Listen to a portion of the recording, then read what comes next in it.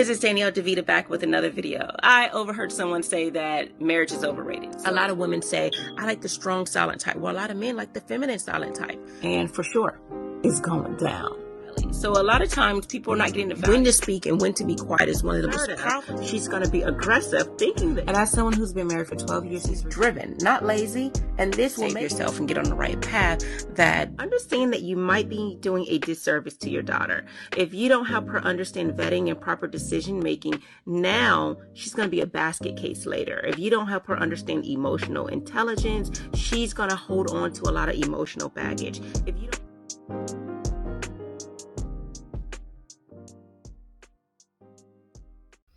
Thank you for watching another quick video with Mrs. Danielle DeVita. I am Danielle. I am a femininity and relationship coach, and my goal is to help you properly vet for the man that you deserve. So I wanted to talk a little bit today about creating a safe space for men.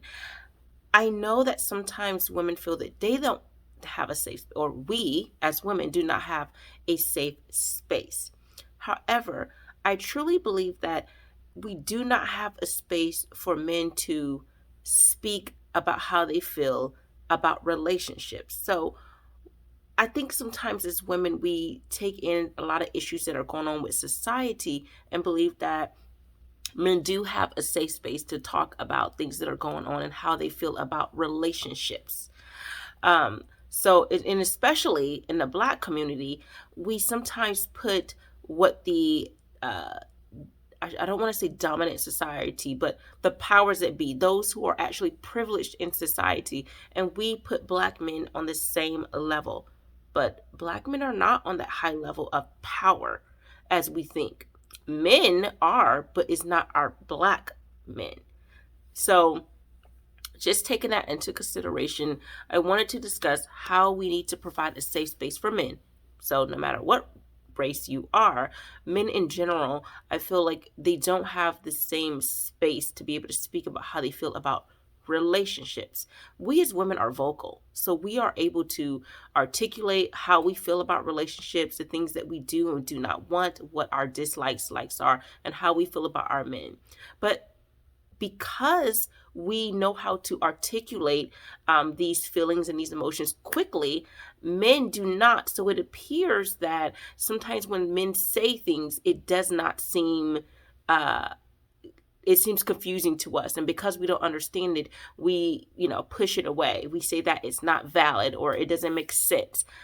I want to have us have a different way of viewing how men express how they feel in relationships. I think it's best that what we do is we allow men to say what it is they feel and then give them time to kind of clean it up. And what I mean by that is what's going on in their head, what they're thinking may not always come out the way they're saying it, or it may come out kind of broken. So allowing that man to say, hey, you know what, say what it is you have to say, and then I'll repeat it back just to see and just to understand if this is what you meant. And then you can clean it up and say, no, I didn't mean that, or it didn't come out the right way. Because again, women are a little bit more eloquent in how we convey things because we are communicators, because we talk often. And a lot of men do not communicate often. They're told to suppress their feelings and their emotions, so they don't know how to get it out in a way that seems like it makes sense. Also, because women, we process multiple things at once, we're able to convey it out appropriately. Men sometimes have more of a linear way of thinking. So although they're thinking with logic, it's more structured. So it's like their brain is here, but then they're trying to say things out here. So we have to give time for processing as well. But I do not think that men cannot articulate if given the space and the opportunity, because if you're a man listening, how often do you feel that you are interrupted?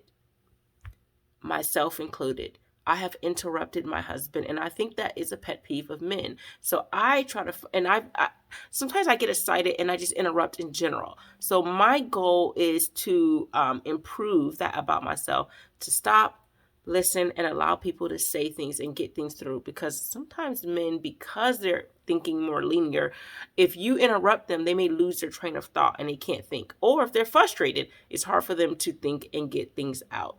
I've learned to, when I have we have to talk with my husband, which is not really anything bad, but when it's a serious conversation, I want to allow him time to think. What is it that you're thinking about? How did that make you feel? Without saying how I feel, what I think, but giving him time to get it all out from beginning to end. Then allowing myself to say, I like to repeat what you said just to make sure I understand. Because sometimes we think they don't know what they're talking about. They didn't even think things through. Did you even think this through? What were you thinking? And then if you give them time to speak, they really did think things all the way through. And I've learned that with my husband as well. So I don't want you to get to the point where you're married and then have to come to this realization. So if you're dating, or if you're not dating, at least know this ahead of time. A lot of men don't know how to properly articulate their emotions and how they're feeling about certain things, because society has told men to suppress their emotions and their feelings, and they don't know how to convey what's bothering them. So it shows up in different ways that could be toxic and unhealthy in relationships. It comes out in aggressions and things like that. So again, if you're ready to snap back and say what you think, you've just proven my point, that you don't think that men have a space to speak, in that you don't even think that they may even need to have an opportunity to speak, and that their points are not valid. What they think is not valid, that their emotions are not valid. Allowing men to speak, giving them time without interrupting, you'll learn so much more.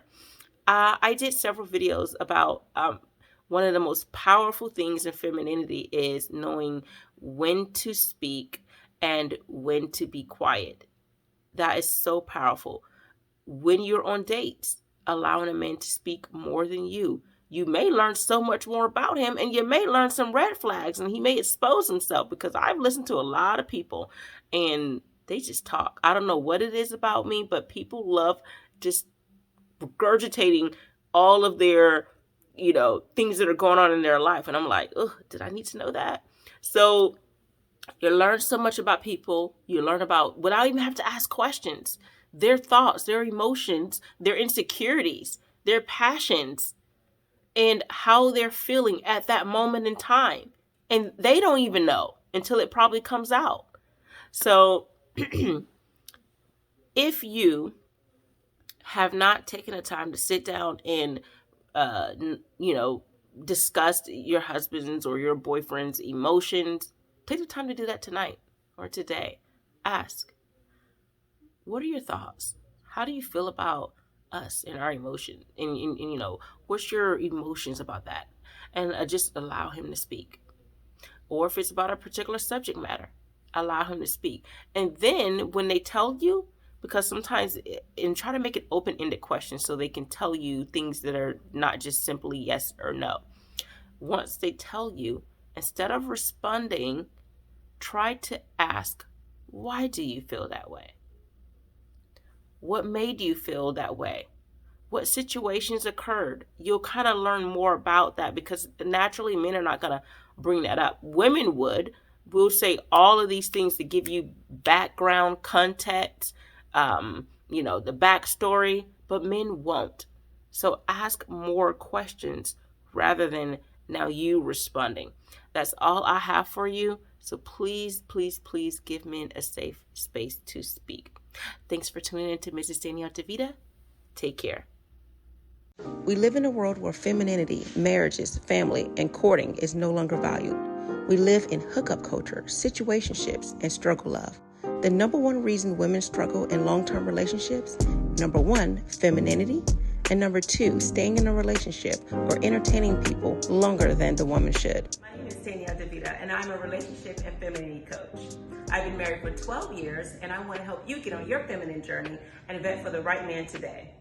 For more of my content, you can visit MrsDanielleDeVita.com, or you can go to YouTube, Instagram, or my Facebook page. Get on your feminine journey today.